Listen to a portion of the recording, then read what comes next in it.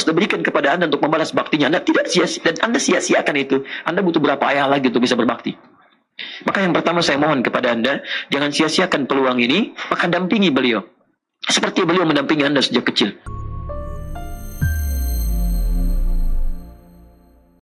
Assalamualaikum Ustaz, saya punya ayah. Sama. Baik. Umur 64 tahun. Kondisi saat ini ayah saya lupa dengan rakaat, sudah lupa dengan rakaat salat dan bacaan salatnya.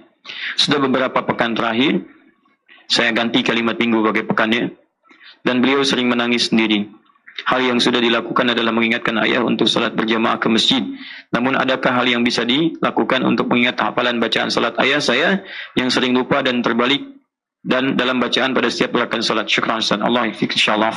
Teman-teman, pertama saya bersyukur pada Allah Subhanahu wa taala pada Anda yang bertanya, karena Anda diberi kesempatan oleh Allah untuk membalas bakti pada orang tua yang tidak setiap orang punya kesempatannya.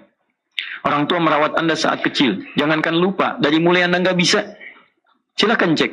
Dari mulai Anda nggak bisa sholat diajarkan, Anda nggak bisa baca Quran diajarkan. Bukan lupa, diajarkan dari awal yang nggak bisa.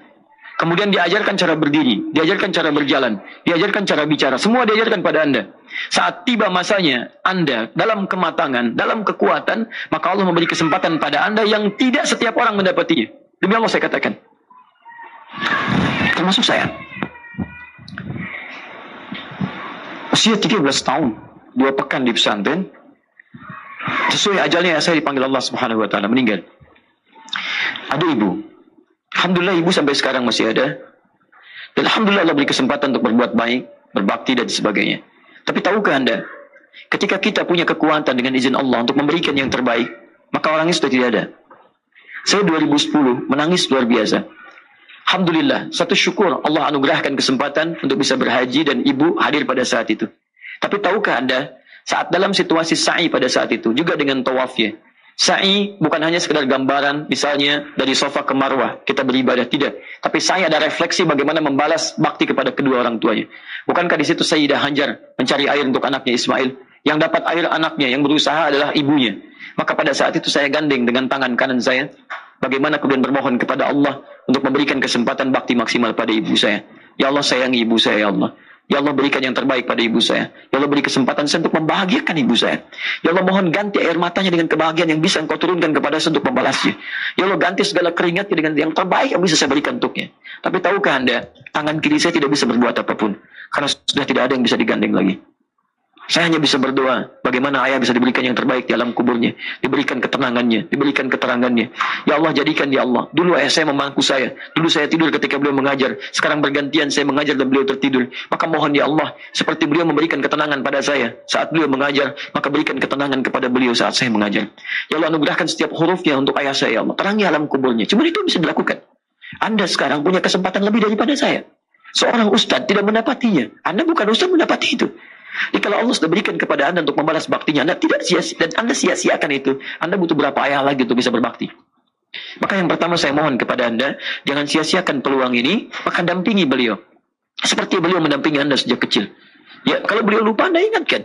Kalau beliau sendiri, Anda dampingi. Kalau Anda laki-laki, temani ke masjid. Jangan menuntut ayah Anda ke masjid, Anda diamkan. Anda temani beliau, banggakan kepada orang lain. Nih, Allah berikan kesempatan kepada saya.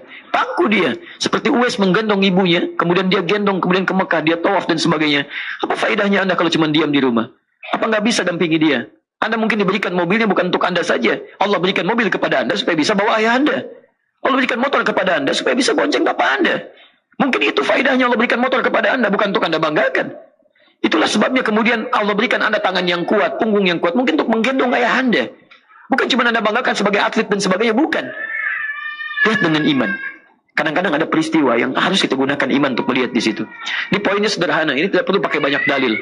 Yang pertama, Anda dampingi ayah Anda, saat lupa Anda ingatkan, saat lemah Anda bantu dengan kekuatan yang Allah titipkan kepada Anda, dan hukum orang seperti itu dihukumi sesuai dengan kadar kemampuan dia. Jadi begitu dia lupa, Anda ingatkan. Allah kemudian berikan hisab sesuai dengan ikhtiar dan kesanggupan apa yang bisa ia kerjakan. Jelas ya?